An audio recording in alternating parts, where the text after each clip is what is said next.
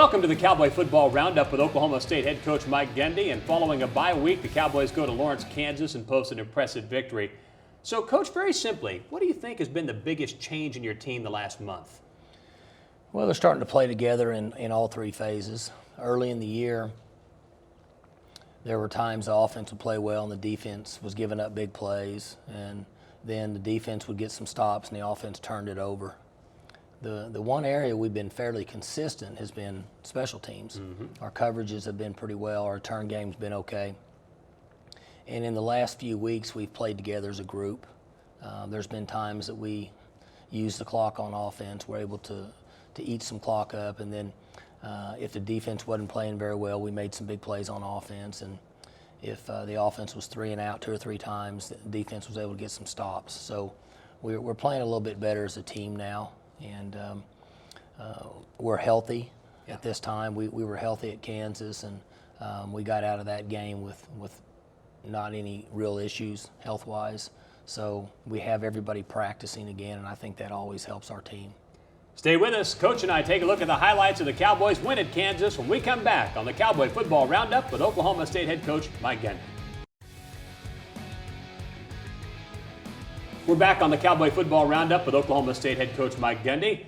To Lawrence, Kansas we go for Oklahoma State and Kansas on homecoming in Lawrence. A perfect day for a football game, a morning kickoff. The Cowboys and the Jayhawks, and on offense early in the game. The trouble was early you got the ball twice inside Kansas territory and couldn't finish those first 2 drives, but a nice play here by James Washington. Yeah, we went to the reverse with James, and one of the few times we were able to get him the ball with the way they defended him. Of course, Jalen had a big day, and we were able to run the football.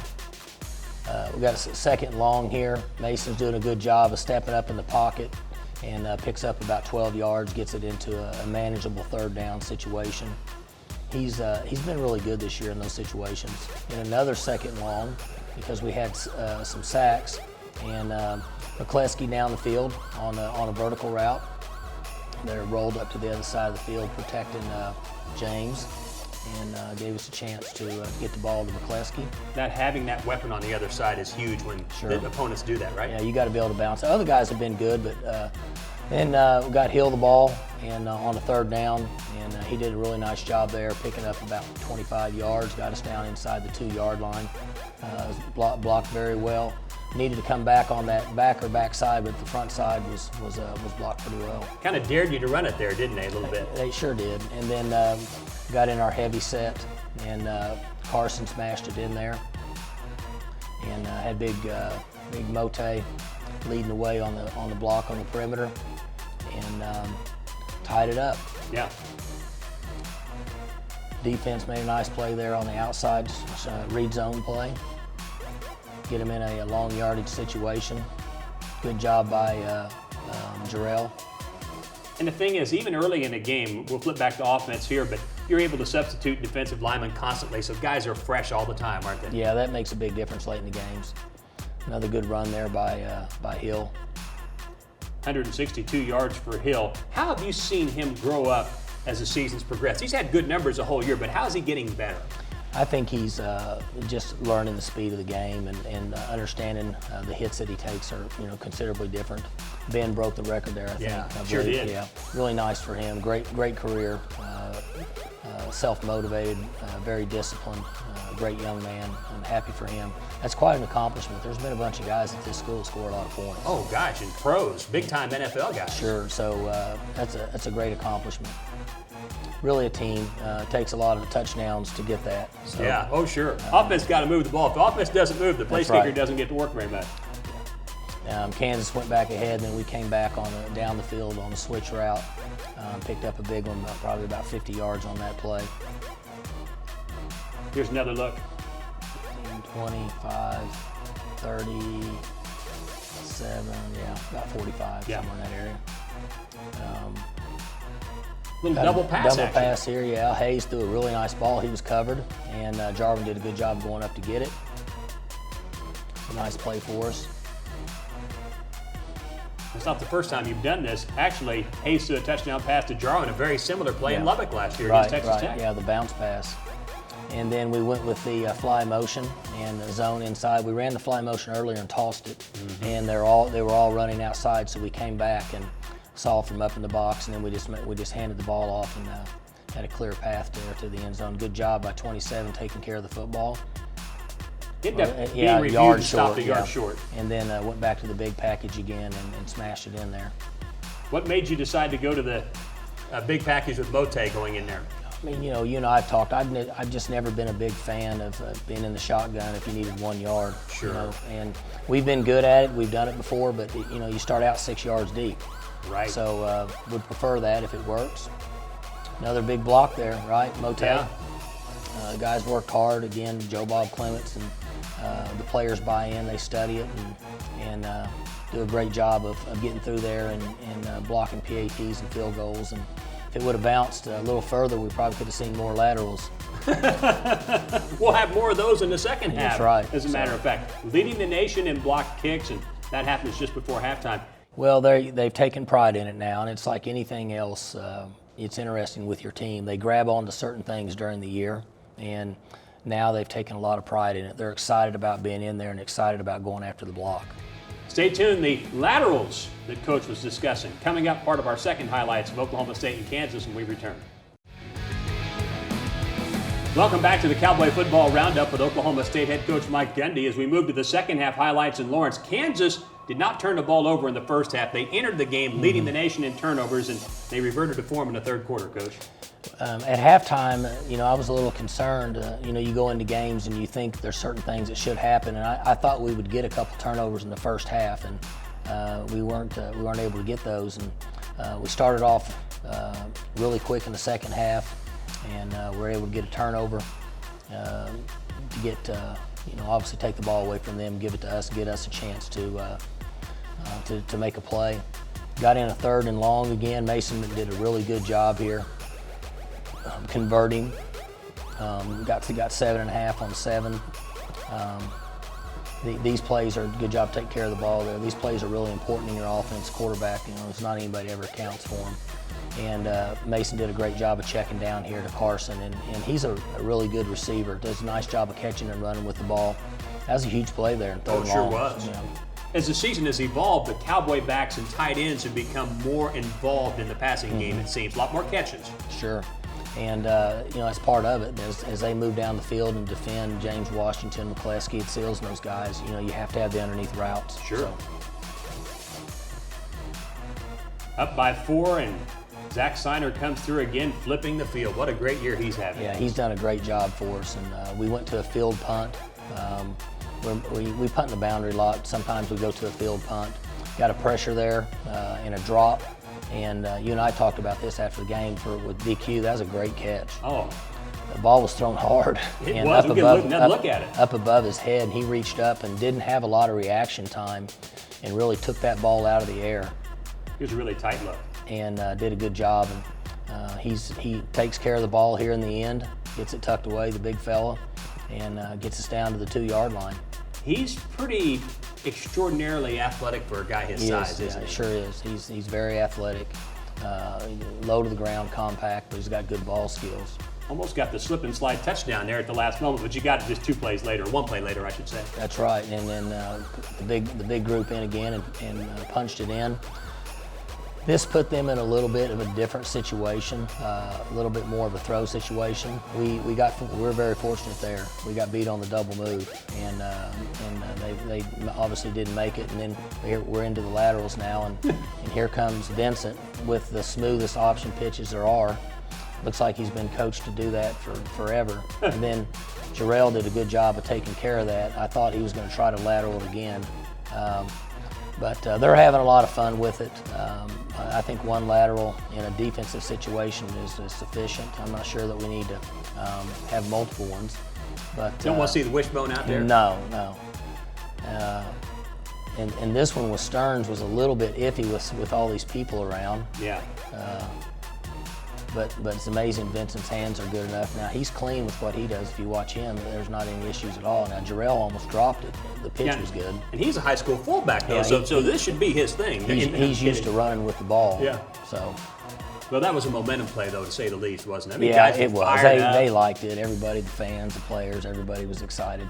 We were only able to get a field goal out of that. I wasn't excited about this. We ran a curl wheel here. and a great catch by McCleskey on the wheel route. Big day for Jalen. Of course, you extend the lead to 37-20, and then back to the ground game. And Chris Carson, first game since week 2, really demonstrating his skill and the fact that he's back. Yeah, a lot of excitement he brought to the game, and he's got fresh legs, and so it was good to see him back out there. And same thing there, we run the zone play and makes a cut back. On that series there, we went down the field. I think we had about nine runs in a row. Yes. And I had mentioned to the coaches and team, that's the way we used to finish games. And it was nice to see that again, to use the clock and be able to run the ball effectively and get 2 or 3 first downs where you're running up about 5 minutes and eating that clock so the defense gets a break when you're ahead in the game. Stay with us. Allison Gappa sits down with OSU's new all-time scoring leader, Ben Grogan, when we come back. Welcome back to the Cowboy Football Roundup. Allison Gappa had a chance to sit down and talk to Grogan about the great accomplishment. You are now Oklahoma State's all-time leading scorer with 383 points. What does this accomplishment mean to you? It's been an honor to see my name up there with a guy like Dan Bailey and Barry Sanders. Those are huge names here. And I've looked up to Dan since before I even came here when I got into kicking, and he was always someone I kind of wanted to model myself after. So now that I'm up there with him, it's crazy to me.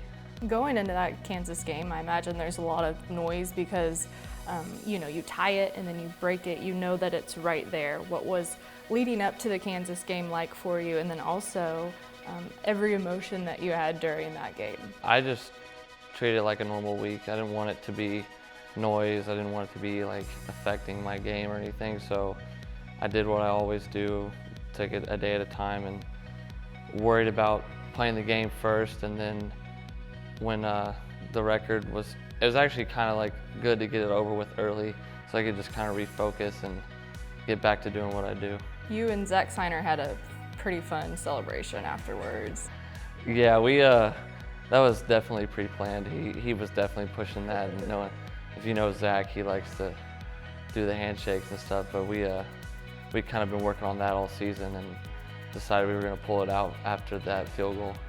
You've had a couple surgeries that weren't easy to come back from.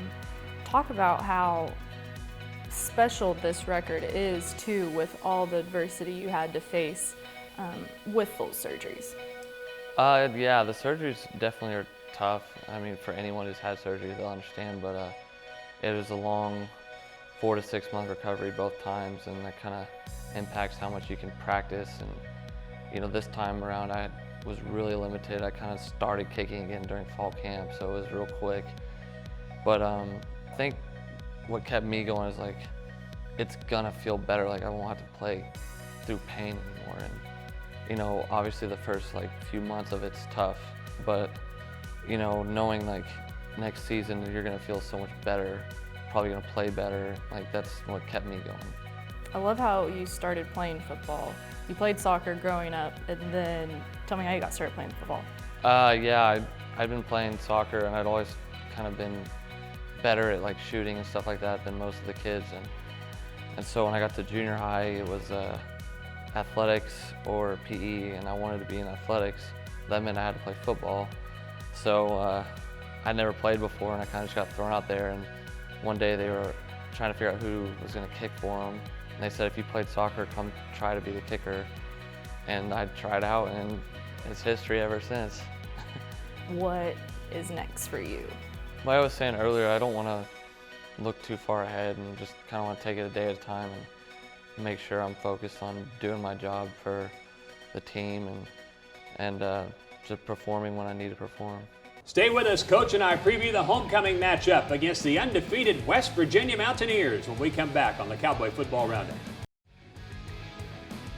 Welcome back to the Cowboy Football Roundup with Oklahoma State head coach Mike Gundy as we wrap things up on this edition of the program. And next up, West Virginia, team giving up only 17 points per game. What jumps out first about their defense? Well, they have 7 seniors. Same on offense. They have 7 seniors, and the quarterback's playing better. But defensively, they're in a 3-3 stack. It's a little bit of an unusual structure, and they've been very successful. From an outsider looking in, I think they buy into the system. They understand their responsibilities. they'll pressure you. They're going to bring pressure, and they're going to see if you can handle blitz. If you can't, then you're going to get more of it. Their corners at times will play some man, then they'll play off and just defend a deep ball and also bring pressure. Offensively, the quarterback's playing much better, in my opinion. It looks like to me he's understanding what Dana wants him to do. He's become experienced now. This is what, his third year. Mm-hmm. So, and the receivers are making fantastic catches.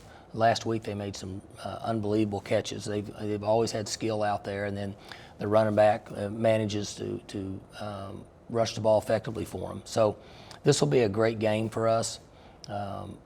To play an undefeated team that's going to be ranked in the top, whatever they are in the country, 10, 12 in the country now, is a great challenge for our guys. But I know we're excited about it. Looking forward to a great week of practice and a big day. It's homecoming. Homecoming here is huge. It's the largest homecoming in the country. And so everybody gets to come back and they get to see a heck of a football game. And we look forward to it. For head coach Mike Gundy and Allison Gappa, I'm Dave Hunziker. See you next time on the Cowboy Football Roundup.